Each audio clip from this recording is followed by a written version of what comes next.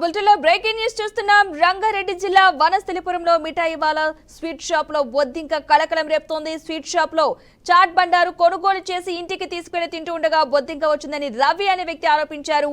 Chat బండార్లో బొద్దింక వచ్చిందని food security అధికారులకు ఎన్ని ఫోన్లు చేసినా స్పందించలేదని బాధితుడు ఆరోపించారు.